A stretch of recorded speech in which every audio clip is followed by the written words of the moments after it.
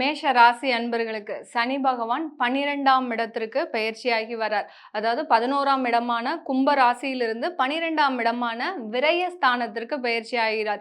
இந்த விரய சனியாகப்பட்டவர் எல்லாருக்குமே மேஷ ராசி அன்பர்களுக்கு இந்த வருடம் ஆரம்பிக்கும் போதே ஒரு பெரிய ஒரு பதட்டம் கலந்த ஒரு மனப்பக்குவம் வந்துருச்சு எல்லாருக்குமே.